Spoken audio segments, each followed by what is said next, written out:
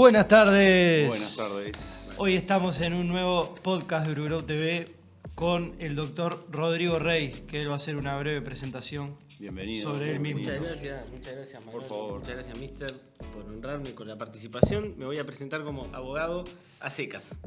Muy Es bien. un chiste interno que estábamos Muy bien. cocinando antes.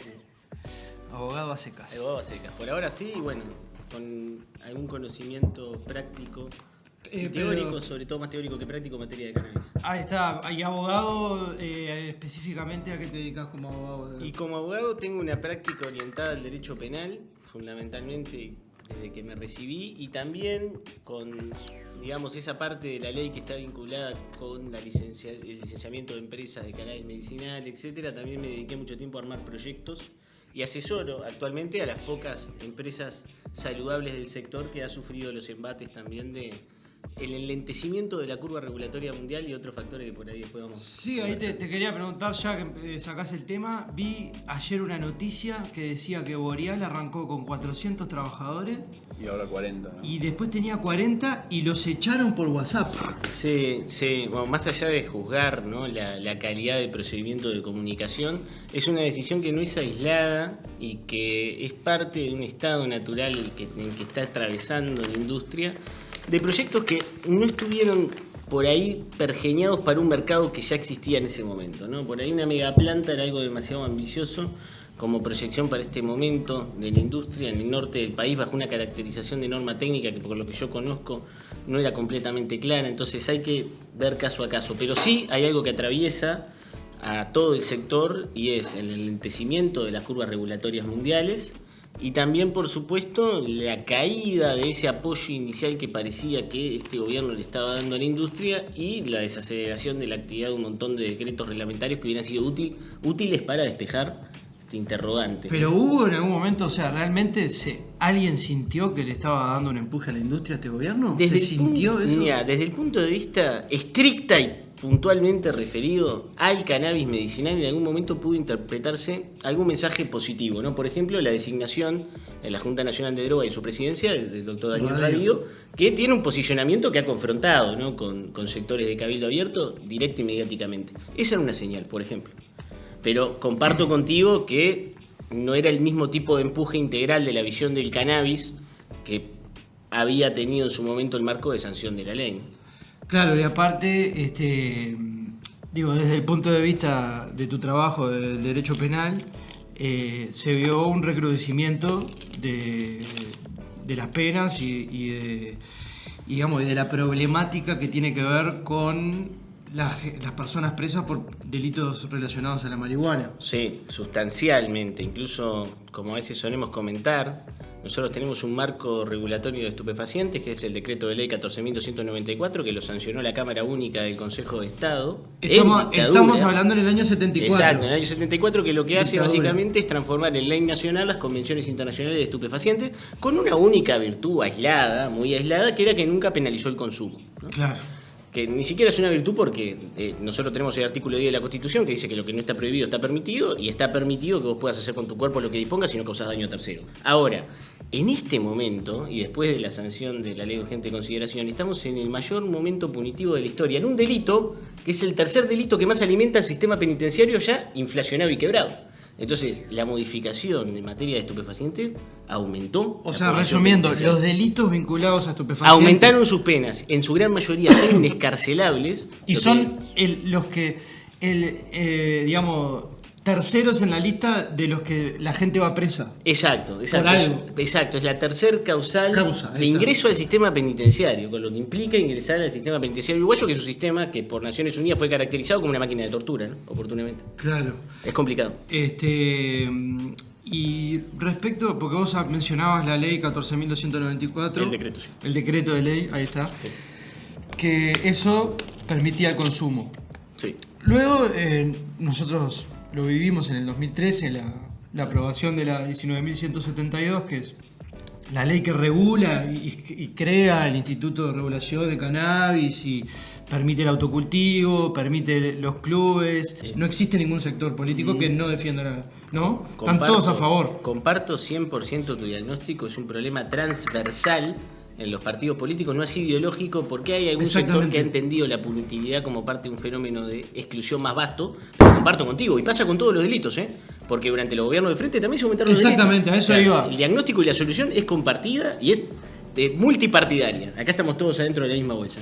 Y vos sentís que en tu trabajo todas estas problemáticas que estamos conversando son percibidas así por los distintos actores del sistema judicial, son percibidas como una problemática, o directamente le dicen al juez, mirá, tengo un problema, o al fiscal, tengo uno por marihuana, y ya lo ve como un narcotraficante, hay una comprensión de la problemática, de todo lo que derivó esta ley, la generación de puestos de trabajo, todo eso, ¿es conocido por el sistema judicial o es algo ajeno totalmente? No, tu pregunta es muy interesante y tiene que ver en realidad con el papel de la ideología y nuestras creencias previas y las funciones que ocupamos en la sociedad. Yo soy de las personas que está convencida que un juez tiene creencias ideológicas propias y que esas creencias permean sus decisiones judiciales, y no estoy diciendo nada grave por más que el Poder Judicial sea independiente, y también creo que un fiscal tiene convicciones ideológicas y creencias propias que permean sus decisiones administrativas individuales por más que sea imparcial. A lo que voy es, hay grados de conocimiento y de involucramiento de los operadores del sistema de justicia de las implicancias de la ley, ya sea a nivel microeconómico, macroeconómico, a nivel de los efectos de la sustancia. Hay quienes creen que, como las telenovelas de Televisa, la marihuana es la heroína. Hay quienes creen que la marihuana puede ser una medicina, porque lo dice una ley, la 19.387. Tenés un espectro amplio y permea, influye en las decisiones judiciales y en la calidad de las decisiones, claro. Yo suelo identificar las posturas más conservadoras, abstencionistas con respecto a la posibilidad de conocer qué hay detrás de la sustancia, con las más punitivas. Generalmente donde no hay información hay castigo. Respecto a los clubes, porque ahora estamos viendo que el otro día hablando contigo me comentabas, hay clubes que de repente los pasan a fiscalía. ¿Qué significa eso? Sí. ¿Por qué un club que está haciendo una actividad legal, una actividad permitida y está regulado por un instituto que no depende del Ministerio del Interior, porque depende del Poder Ejecutivo, si no me equivoco? Correcto. ¿Por qué un club está mirado con lupa y, por ejemplo, por qué no está mirado con lupa así una carnicería? ¿Entendés? O sea, ¿de dónde viene eso? Sí. ¿Por qué es así? Sí, para un paréntesis yo que todavía no hablé. ¿Por qué no están mirados también las otras vías? O sea, si bien tal el cultivador capaz que es el que menos... es más aleatorio de repente de la fiscalización que tienen, pero ¿por qué en contraste los clubes no tienen esto mismo que está diciendo Juan Manuel en contraste con las farmacias? Claro, o sea, sí. Nadie juzga, o sea, nadie tiene un prejuicio de si la farmacia está o no actuando de manera como tiene que actuar, ¿no? O sea, ¿se da esa pregunta de, mirá, esta farmacia estará vendiendo marihuana por fuera del sistema o no? Claro. Es muy interesante tu pregunta. Primero te doy una respuesta políticamente correcta en 30 segundos que no le interesa a nadie, y es que todos los funcionarios públicos están obligados a denunciar delito. El IRCA es un ente público no estatal, sus funcionarios son considerados funcionarios públicos a los efectos del derecho penal y tienen la potestad y el deber de pasar a fiscalización, es decir, pasar a fiscalía en realidad correctamente, cualquier actuación que tenga indicio de tipicidad objetiva de un delito, en este caso de estupefaciente. Respuesta políticamente correcta terminó. Yo creo que sí, que efectivamente hay un acentuamiento punitivo con respecto a la actividad que realizan los clubes y que se diferencia selectivamente, como ustedes mencionaron, con otras canales de acceso regulado, por ejemplo la farmacia, que apareció por ahí algún folletín de una farmacia que anunciaba que tenía cannabis, la publicidad de cannabis está prohibida, como decía muy bien el mister en el caso de la farmacia. Pero no es un delito eso. Pero no es un delito, es una falta pasible de sanción administrativa, pero sí, y estuvo la discusión al comienzo de este gobierno si el Ministerio del Interior tenía que no fiscalizar los clubes. Se resistió, entre comillas, que el control lo mantenga el IRCA, pero yo he detectado, por lo menos en mi actividad privada, que no es indicio de nada, es una muestra, que hay un aumento en la respuesta de fiscalización, incluso hasta llevando algunas situaciones al absurdo del análisis de si se incumplió o no alguna disposición administrativa. Eso lo detecto y creo que sí, que los clubes estuvieron y están en la mira con distintos arsenales de herramientas de fiscalización, ¿no? Que creo que, de todas formas, si me permiten, haber logrado que el Ministerio del Interior, porque también es una construcción colectiva, no ingrese a los clubes y los fiscalice, que no tiene la especialización para hacerlo y lo demuestran los procedimientos policiales que generalmente interpretan mal lo que es o no cannabis, es una victoria. Lo más loco de todo esto es que los defensores del artículo 72 del presupuesto, cuando dijimos de salir a combatir eso, la Federación de Clubes fue la que dijo, no, pará, estamos negociando el delivery de los clubes, no le vamos a hacer un... Eso fue tremendo. Para nosotros en el movimiento, yo te digo, lo viví, generó muchísimas discusiones. Pero bueno, se logró gracias a la presión que hubo de parte de todos los actores, ¿no? Naturalmente. No es una decisión que se tomó a la ligera. Nuevamente, todo depende, en mi opinión, perdón porque es más filosófico, de la ontología. Si nosotros consideramos que el cannabis es un estupefaciente, pero no es un estupefaciente de cualquier tipo, tiene características naturales, se cosecha y se consume. El régimen de fiscalización que el Estado se propone tiene que tener en cuenta ese dato óntico de qué es la flor de cannabis, para qué sirve, sus utilidades terapéuticas, su inserción milenaria en millones de culturas. Ese es el dato. A partir de ahí se construye la legislación. Entonces, perseguir el cannabis como si fuera una sustancia de mayor dañosidad social para la salud pública, ¿no? Que dicho sea de paso, y si me permiten, es el bien jurídico que tutela los delitos de estupefacientes. O sea, alguien va preso por plantar más marihuana de la que está habilitada por la ley porque le hace un daño a la salud pública. Entonces ahí entramos, Y encima en otra ley te dicen que es medicina. Claro. Y en otra dice, si yo estoy plantando una medicina, ¿por qué le estoy haciendo daño a la salud pública? De los pocos, únicos no, pero de los muy pocos estupefacientes que, como bien dijo él, o sea, no requiere ningún proceso extra aparte de la naturalidad propia de la planta para ya ser consumido. Por ejemplo, la psilocibina también con los hongos. Pero ya si te vas en otras drogas sintéticas... Sí, los opioides... Sí, claro, precisan todo un proceso para poder llegar a la síntesis o al producto final, en realidad. Siendo uno cultivador, siendo uno o estando en un club... o adquiriente. ¿Cómo es en la calle cuando te frenan o para revisarte o en un control de rutina en un auto y hay marihuana en el auto? ¿Cuál sería o el protocolo? Vengámosle a decir, en realidad, ¿cuál sería el protocolo y qué podría estar haciendo uno que podría ponerlo en peligro o en alguna posición penal dudosa? ¿O cuál es la mejor manera de actuar para uno frente a una situación como esa, ¿no? Estando o no estando dentro del sistema registrado, porque ya sabemos que la mayoría de los consumidores de cannabis no están registrados en el... ¿Hasta dónde puede llegar un policía? Claro, exactamente. ¿Hasta dónde puede llegar? Bueno, la policía, en el ejercicio de su función, tiene una ley que es la 18.315, que a través de algunas modificaciones incorporadas en la ley de urgente consideración permite avanzar sobre el registro de la persona. Nosotros antes teníamos algunos límites corporales más establecidos de que una policía, si no había un funcionario policial, si no había indicio de un delito, no tiene por qué pararte, registrarte. Bueno, hoy en día hay mayor autonomía de investigación administrativa de la policía que te puede toquetear y ver a ver qué tenés. Bien.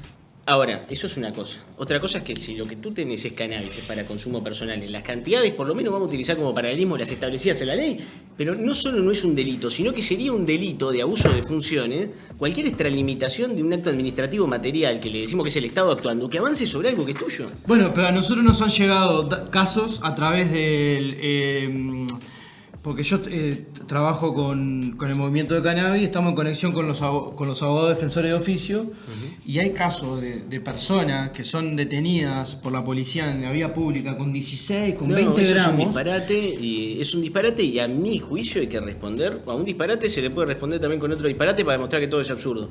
Hay que denunciar por abuso de funciones, porque ese policía se extralimitó, está haciendo una actuación administrativa cuando esa conducta está amparada por la Constitución, porque lo que no está prohibido está permitido. Y está permitido consumir cannabis por uso personal y transportarlo, porque el cannabis no es que te aparece cannabis. También no está prohibido el consumo del cannabis en la vía pública. Totalmente, no está prohibido. El cannabis engloba en la misma ley de tabaco o mantener cualquier objeto encendido dentro de espacios públicos, pero cerrados, vengamos a decir, ¿no? Lo dijo el mister con mayor precisión, es así. Es así. No se puede ni un incienso hoy día. O sea, si vas por 18 y ves a la señora vendiendo incienso dentro del...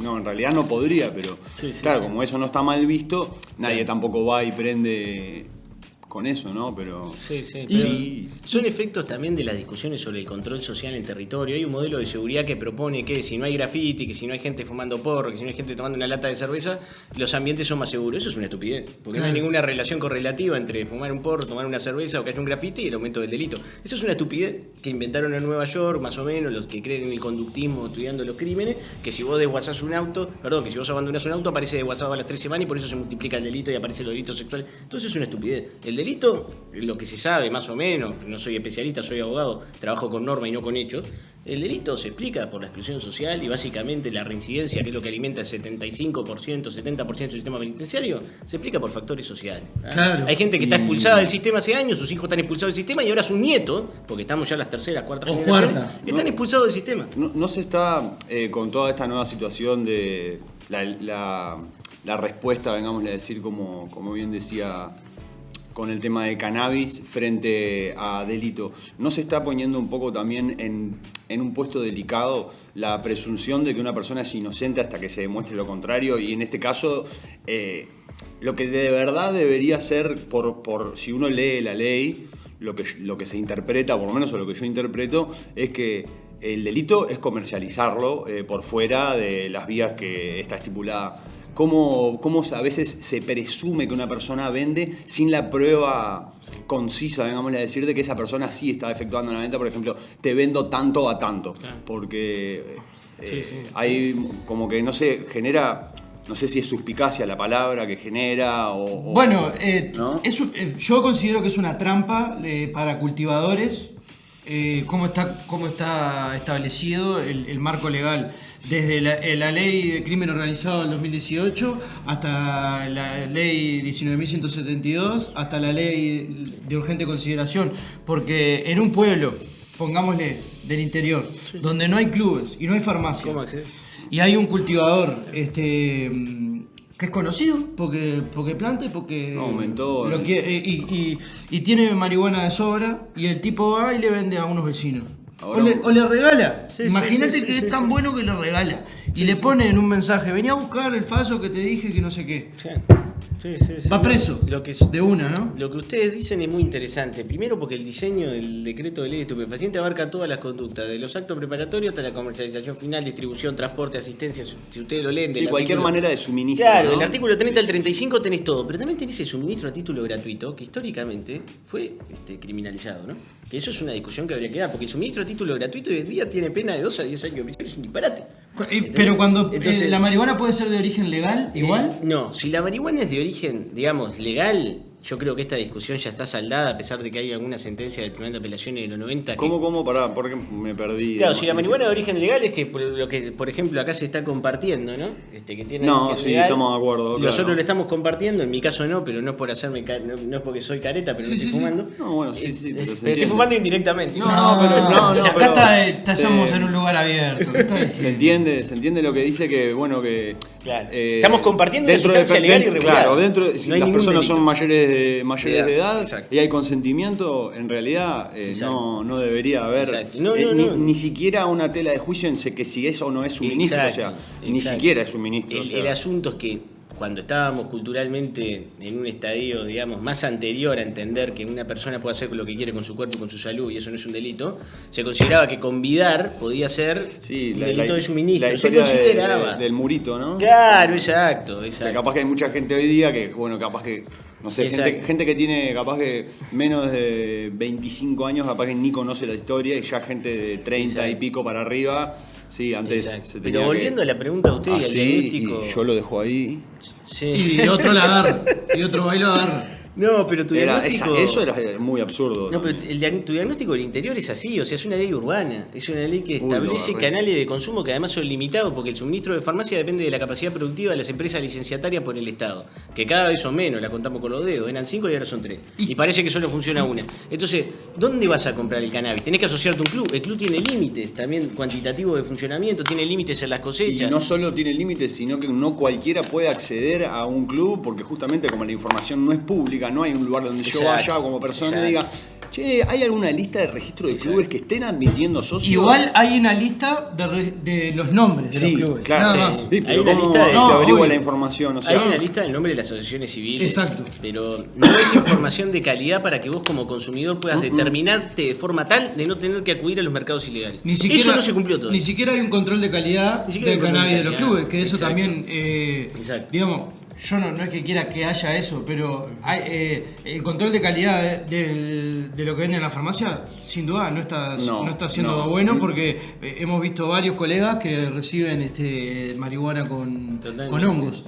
Y eso Sí, no solo con hongos, sino que también cannabis ya con un tiempo, un lapso de tiempo, claro, donde se como... considera donde el cannabis es consumible en su buena calidad. Porque yo también tengo tengo un café que lo tengo hace 2 años, te lo tomás y es un barro intomable capaz, ¿entendés? Sí, o sea, sí. la gente, ¿qué le querés dar?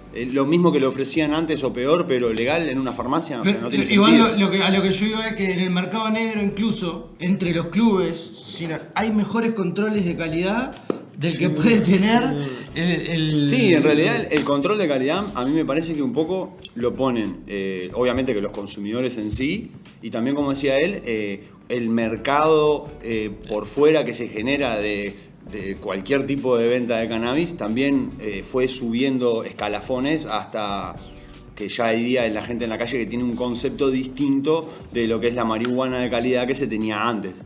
Sí. Y también, si me permiten, esa especie de idealización de que la ley de despenalización o regularización del cannabis tiene que tener por figura central el autocultivador. No, y si yo quiero fumar y no quiero plantar, claro, no me obligan a hacer cerveza artesanal para tomarme una pinta. Entonces, esa lógica te obliga a producir lo que tenés que consumir, solo aplica al cannabis, que es una lógica rarísima.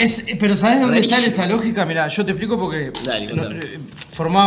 formé parte de las personas que estábamos atrás de una ley y se discutió mucho entre el 2009, 2010, 2011. Mismo yo iba a la Facultad de Ciencias Sociales y venían los legisladores a hablar sobre el tema, no sé, Sabini, Topolaki, Radio, la calle Po, cuando se hizo el congreso en la Intendencia, que nadie se imaginaba que iba a ser presidente. Ni él, no sabemos.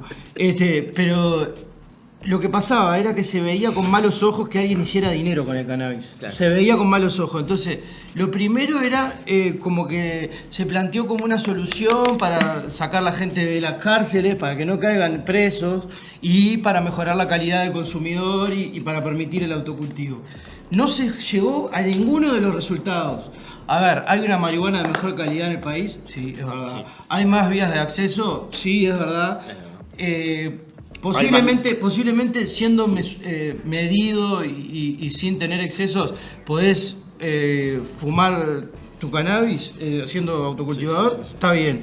Ahora, ¿qué pasa con la gente que, como vos decís, quiere ir y comprar su marihuana? Va a acudir al mercado negro, porque aparte se está fomentando el mercado negro al no poder el mercado controlado abastecer todo el mercado. Mirá, no solo eso, sino que el prohibicionismo contra la droga tiene una especie de inutilidad microeconómica, que es que a mayor represión baja la oferta y suben los precios. Entonces termina siendo más rentable hacer cosas ilegales que son reprimidas y eso le sube el precio a las cosas ilegales. Entonces, si vos no ampliás la oferta del producto legal de calidad, que no te tiene por qué convertir en tu propio productor de cerveza artesanal, es muy difícil ganarle al mercado negro, si es que esa es la batalla. Y aparte, o sea, estamos hablando de cannabis y estamos hablando que es un consumo para uso adulto, a personas mayores, y no es una necesidad, ¿no? Justamente. Entonces, ¿cómo la marihuana puede tener un subsidio? Un subsidio y el precio absurdo que tiene? Obviamente que el precio absurdo también se ve reflejado en la calidad, porque me imagino, me pongo en el lugar de la empresa productora y obviamente al tener la misma empresa también limitantes en cómo puede mejorar la relación oferta-demanda, como los turistas no están admitidos al consumo y eso serían muchísimos más consumidores que los mismos consumidores locales de cannabis, eso podría generar muchísima más competencia y que el estándar de calidad va a subir solo por una cuestión de que lo va a regular el mercado y el consumidor. ¿Cómo puede ser que un producto que... Yo entiendo que el punto principal que tuvo esta ley fue combatir la oferta ilegal del producto y poder darle al consumidor una tranquilidad de su vía de abastecimiento, ¿no? ¿Cómo puede ser que un producto así esté subsidiado de esa manera y de repente, bueno, poniendo ahora el tema del agua, sale más barato consumir cannabis de la farmacia que tomar agua salud?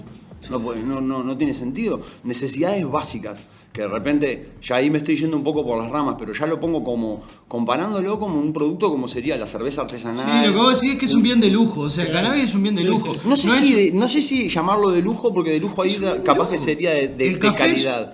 Pero es como un consumo de algo que no es necesidad. En términos económicos es un bien de lujo. Sí.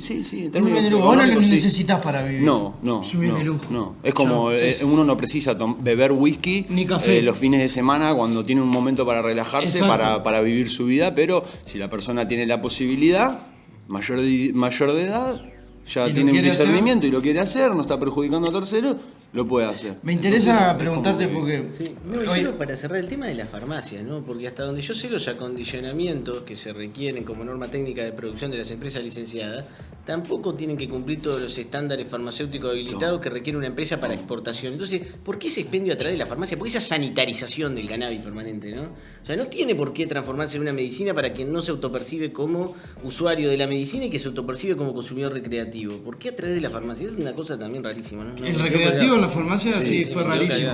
Pero te quería decir lo que hablábamos hoy, que se están gastando recursos en perseguir a gente que cultiva en su casa. Se están gastando recursos gente ajena al crimen. En perseguir a personas que no estamos hablando de unos pistoleros que salen a los tiros por la calle.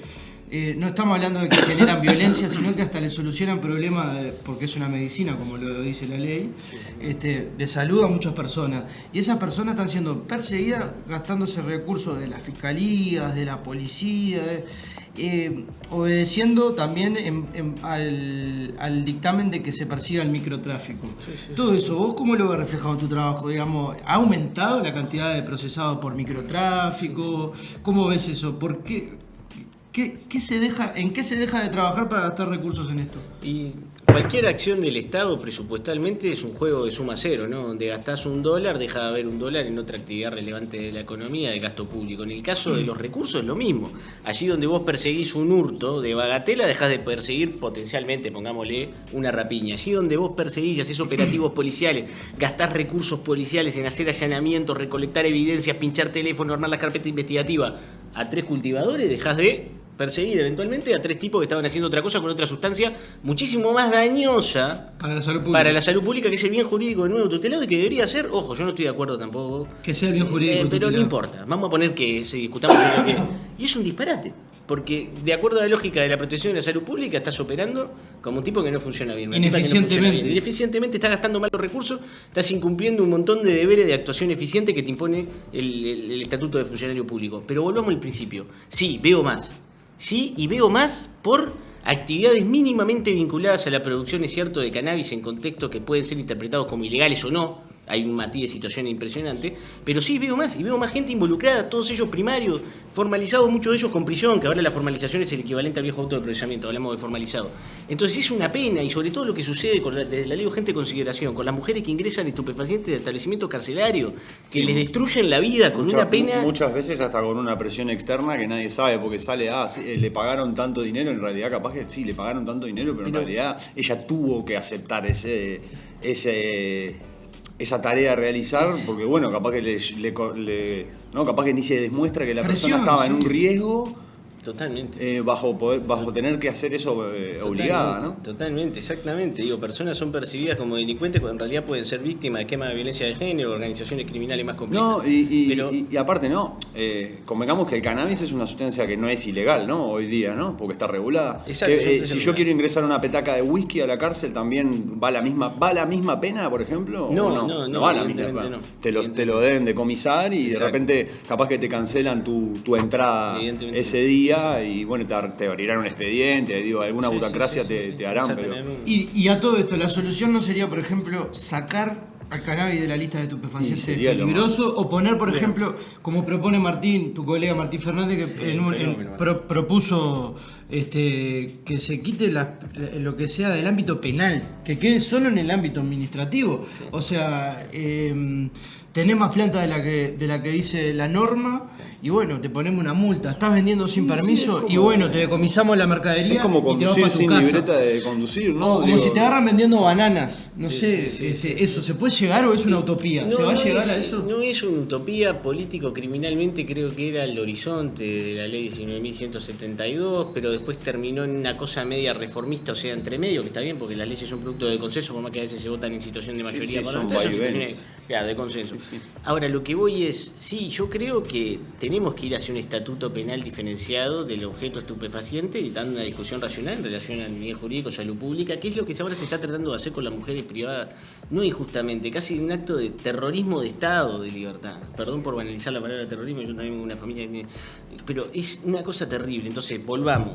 Creo que sí, que el cannabis tiene que tener un estatuto penal autónomo, estoy convencido de eso, y de hecho lo tiene, porque el único artículo que no modificaron, vaya a saber si fue por despiste o no, capaz que ahora los avivamos, pero a ver, diciendo en broma, porque lo conocen. Y vamos a los cortes comerciales, ya volvemos. Es el artículo 30 del decreto de ley 14.294, que es el único que tiene pena de 20 meses como mínimo para las hipótesis de producción, que es una cosa que quedó así rarísima, para que veas qué tan irracional es, ¿no? O sea, a veces producir puede tener una pena inescarcelable. ¿Y qué es eso? Escarcelable, perdón. ¿Qué es eso de hipótesis cuando dicen hipótesis para vender? O sea, como que hipótesis... No, creo que te referís a la tenencia no para consumo. Eso. Bueno, la tenencia no para consumo era una de las... Cuando Mister dijo con mucha certeza, ¿no? Y reconstruía todas las conductas que están criminalizadas, dijeron en un momento, y si tiene, pero tiene mucho y no se le puede probar que era para él, tenencia no para consumo. Pero una cosa, la ley 19.172 no dice justamente que... Sí, es que la ley 19.172 ratifica el sistema, la matriz normativa de la 14.294. El tema es,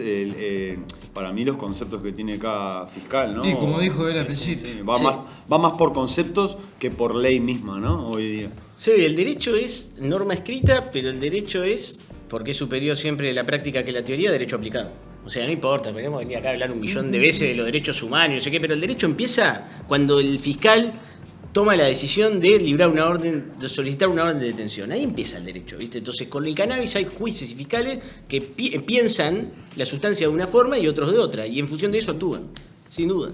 Sin perjuicio de que la ley de urgente consideración, y esto es importante decirlo, salvo esa hipótesis del artículo 30, todo el resto de los mínimos de las penas son inescarcelables. ¿Qué implica eso? Que ya no se puede hacer el famoso, digamos, hablando mal y pronto, acuerdo, proceso abreviado, que es una forma simplificada de cerrar la causa, por penas que sean escarcelables. Entonces te tenés que ir a prisión efectiva.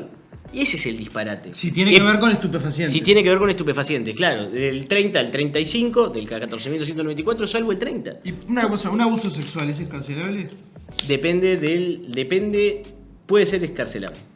Puede ser escarcelable. Un abuso sexual un abuso sexual que no implique acto de conjunción carnal, lo que era el viejo tipo de violación, que es el tipo de atentado violento al pudor, puede ser escarcelable. Sí. No, pero a ver, el homicidio en Uruguay tiene pena mínima de 2 años. Los delitos de estupefaciente, en su gran mayoría, tienen pena mínima de 2 años. Entonces no hay dosimetría penal, se rompió completamente. La rapiña tiene pena mínima de 4 años. Eso desde 1934, ¿no? Claro. O sea, desde siempre. Se piensan que es como un almacén que el delincuente va a elegir qué es lo que... voy a delinquir en esto porque me da menos años. Es una estupidez eso. Es una estupidez tremenda. Es desconocer la realidad. Y porque las personas no... A ver, no solo porque puede haber un desconocimiento del derecho, pero no se opera por calculabilidad. Lo que sí se opera es por si hay respuesta no punitiva. Por eso sí creo que alguien en algún momento hizo un diagnóstico político criminal, un grupo de personas, supongo, un grupo de expertos, y dijeron que desde los clubes se estaban pergeñando organizaciones delictivas de alta trayectoria y alta inserción internacional. Alguien dijo eso, porque si no se explica. Y si lo hicieron y alguien no lo dijo, ¿por qué están actuando en el aire? O sea, ¿cuál es la razón que motiva todo esto? Porque en Uruguay en realidad estamos teniendo un problema de tránsito. Otra cosa. Estamos teniendo un problema de tránsito con otras sustancias, mucho más grave.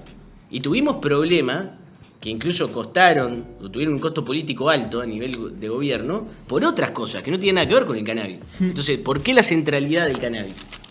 Y para desviar la atención, ¿será? Porque no hay otra... De nuevo, donde vos gastás $1, dejás de gastar otro. Donde vos ponés foco, ponés oscuridad. La luz y la oscuridad son equivalentes. Lo mismo en la actuación del Estado, lo mismo en lo que se legisla, lo que se hace o se deja de hacer en la vida. Esto es lo mismo. Si vos te concentrás en el cannabis, tenés cuidado porque te estás desconcentrando por... En alguna otra parte te estás olvidando de algo. Sí, y el tema sobre el cannabis es que hay mucho... Mucho careta, mucha gente... Claro. ¿Viste? Diciendo... No, porque el cannabis es la puerta a otras drogas. No, porque el azúcar. No se puede hacer la puerta a las adicciones. Está mal hacer dinero con el cannabis, supuestamente. Sí. No está mal, no es inmoral, para nada. Entiendo. Incluso cuando es al revés, porque el CBD es la puerta de salida a otras drogas y se está demostrando muchísimas partes del mundo, no solo en los países nórdicos, que muchas veces los citamos como ejemplo ideal donde todo bueno puede suceder, no, muchísimas otras partes del mundo. En España se utiliza como protocolo de salida para el manejo y control de abstinencia de otras sustancias mucho más peligrosas, que son las que dejás de perseguir cuando perseguís el cannabis. Claro. Entonces, vamos a hacer un diagnóstico que tenga base científica. Intentemos hacer política científica que vale la pena, porque si no hacemos cosas absurdas. Bueno, y para ir cerrando, Dale. Vos me habías comentado que estabas como investigando un poco el tema de lo que era antes de la ley y después de la ley 19.172, y de hecho nosotros tenemos conocidos que sufrieron incautaciones y no me sale cuando van a tu casa la policía, allanamientos, y fueron procesados antes de la ley 19.172 y no fueron presos. O sea, estuvieron en su casa, tuvieron que hacer tareas comunitarias. ¿Qué tan difícil es volver a eso? Es que, a ver, el parteagua fue la ley de urgente consideración en materia de estupefacientes. Si vos me preguntás dónde la ley de urgente consideración sí entró y destrozó todo, rompió todos los jarrones y se comportó irracionalmente, es con materia de estupefacientes. Porque lo que terminó haciendo es que sean inescarcelables todas las hipótesis que investiga un fiscal. Entonces tampoco es un tema solo de creencia, sino de creencia dentro de marcos normativos. Los que tienen creencia que son más conformes a estos marcos normativos nuevos están chochos. Y los que no, la están sufriendo. Pero sufriendo, quiero decir, tienen la angustia de no poder proponer una alternativa jurídica. Pero hablando mal y pronto, lo que está generando esto es que que la Fiscalía persiga el microtráfico y toda la LUC y todo lo que se generó a partir de este gobierno y algunos años anteriores. Lo que viene generando es que gente primaria que nunca cometió ningún delito caiga en el sistema penitenciario, y que mucha gente que de repente está cometiendo delitos que atentan más contra la salud o ante los ojos de todos pueden llegar a ser considerados más graves, con el orden público, los están dejando de lado para gastar recursos en meter gente primaria y arruinar esa vida. O sea, es una cortina de humo.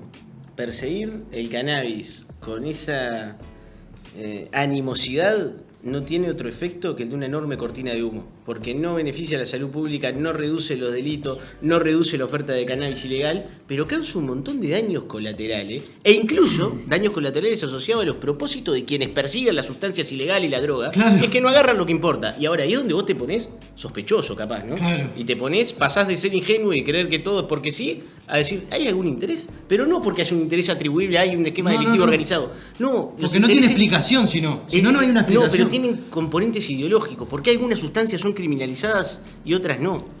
Porque se sigue, barriendo para abajo la alfombra, ¿no? Exacto. Porque es como, no tiene sentido, ya está tan a la vista todo, ¿no? Porque incluso hay mucha gente que antes tenía otra manera de pensar que hoy día ya cambió radicalmente, ¿no? Exactamente. Además, hay que ir a ver lo que hace el mundo. Vamos a poner Estados Unidos como ejemplo, California, 44 millones de personas, el PBI más grande. El cannabis es la tercera industria que tracciona puestos de trabajo, crecimiento, desarrollo, investigación con las universidades. No es que seamos California. Es que si pudiéramos hacer eso, estamos seguros que todos los que estamos acá quedaríamos... Entonces, generaríamos un montón de puestos de por trabajo. Eso, si me permitís, para el cierre, no solo son boludos porque quieren perseguir algo y no lo terminan agarrando, sino que se pierden una oportunidad de desarrollo de país, que eso pasa muy pocas veces en la historia, porque muy pocas veces en la historia Uruguay se puede transformar en un hub farmacológico mundial y siendo pionero en investigación y desarrollo de una... Pero no será ese el problema, porque hoy en día tenemos un poder económico en determinadas personas que si de repente crece el poder económico del cannabis o digamos de la gente que está en el cannabis, va a cambiar el status quo, va a cambiar ese equilibrio que hay, ese orden que hay en el status quo, y quizás los más conservadores, porque sabemos que los más conservadores son los que están en contra del cannabis, los partidos políticos más conservadores son los que más proponen, si bien dijimos que punitivos son todos, ¿no? Pero digo, los que están en contra, entonces, ¿no será que también hay detrás una cuestión de que no le queremos dar cabida a esta gente para que puedan desarrollarse? Sí, hay algo de eso y algo no. En un momento entendieron que podíamos tener un potencial farmacológico enorme, incluso Cabildo Abierto dijo, che, con la parte industrial y medicinal no me meto, después destruyo todo. Entonces lo llegaron a entender, cuando vieron algunos números y algunas proyecciones, pero después volvimos a foja cero. Pero nos perdimos oportunidad de desarrollo del país, vemos pasar los trenes, eso es lo grave. Sí, Colombia, ya está, nos pasaron por el río. Pero no solo eso, sino mirar, Uruguay tiene un sector externo asociado a la exportación farmacéutica muy alto, creo que en el torno de 250 millones de dólares anuales. ¿Cómo se podría enriquecer y engarzar con un desarrollo en sustancias que el Mister mencionó, una hoy la psilocibina, que en Australia y ahora se está empezando a discutir? Entonces hay que abrir la cabeza, como decían en 25 watts, después puteaban, ¿no? Pero hay que abrir un poco más la cabeza. Hay que abrir un poco más la cabeza. Come la comida de perro. Bueno, para rematar, ¿qué pasa si sos extranjero y venís acá, conseguís marihuana y te frena la policía y tenés más de 40 gramos? No sé hablar español. Así nomás, ¿no? Y no, lamentablemente no está regulado el consumo de cannabis para turistas y su acceso legal, lo que es otro disparate, porque venís a Uruguay, el país del cannabis, y te dicen que tomar mate con bombillas es ilegal. Entonces te mareás. Claro. De nuevo, la cortina de humo también te marea, ¿viste? Porque esa prohibición es totalmente insensata. De hecho, es una oportunidad de desarrollo, ¿no? Para la gastronomía. Tendríamos que, sí, hay que hacer fuerza para eso. Bueno, Rodrigo Rey, muchas gracias. Bueno, muchas gracias. Rodrigo Rey, por tu visita. Gracias. Y bueno, el mejor asor. Nos quedamos sin comer las medialunas. No, adelante, vamos. Adelante. Gracias, muchas gracias. La pasamos lindo, ¿no? Está re fuerte el retorno. Muy bueno. No, por favor. Gracias a vos. Qué trío, ¿eh? Y eso que no le dimos de fumar a Pancho Villa.